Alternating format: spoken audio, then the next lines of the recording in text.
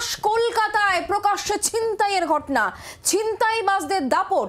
ঢাকুরিয়াতে মহিলার গলার হার ছিনতাই করা হয়েছে। ঢাকুরিয়া ঝিল রোডের কাছে এই ঘটনা ঘটে। গতকাল বিকেল 4:45 নাগাদ এই ঘটনা ঘটে। বাইকে চেপে হার ছিনতাই করে চম্পট দিয়েছে 3 জন দুষ্কৃতী। ঢাকুরিয়া এই ঘটনা, মহিলার হার ছিনতাই, মহিলার গলার হার ছিনতাই একেবারে প্রকাশ্যে ঢাকুরিয়া ঝিল রোড এলাকার এই ঘটনা। গতকাল বিকেল 4:45 নাগাদ এই ঘটনা ঘটে। বাইকে চেপে হার ছিনতাই করে চম্পট 3 দুষ্কৃতীর।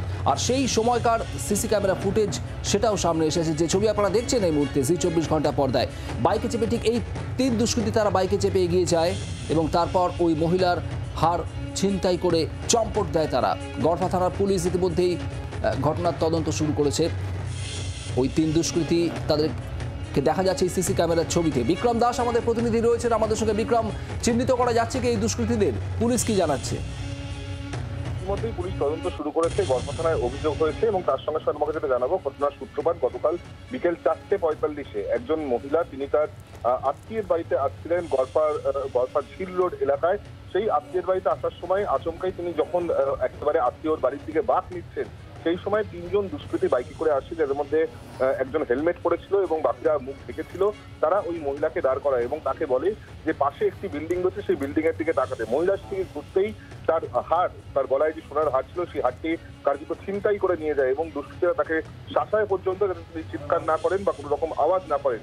মহিলা অত্যন্ত আতঙ্কিত হয়ে যায় এবং তিনি কোনো রকম কোনো আওয়াজ করেননি, কোনো রকম কোনো রিয়াক্ট করেনি এই ঘটনায়। তারপরেই কিন্তু দুষ্কৃতীরা এই 3 জন দুষ্কৃতী তারা বাইকে করে যারা এসেছিলেন তারা এই হাতটি ছিনতাই করে সেখান থেকে কার্যত চম্পট দেয়।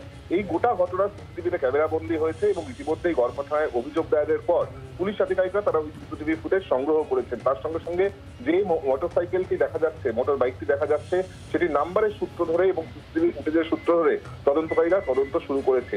কিন্তু যেটা সব থেকে বড় এবং গুরুত্বপূর্ণ বিষয় তা হলো, যেখানে এই ঘটনা ঘটছে ঝিল রোড, সেখান থেকে একেবারে অত্যন্ত জনবহুল এলাকা এবং তার সঙ্গে সঙ্গে সম্পূর্ণভাবে রেসিডেন্সিয়াল এলাকা।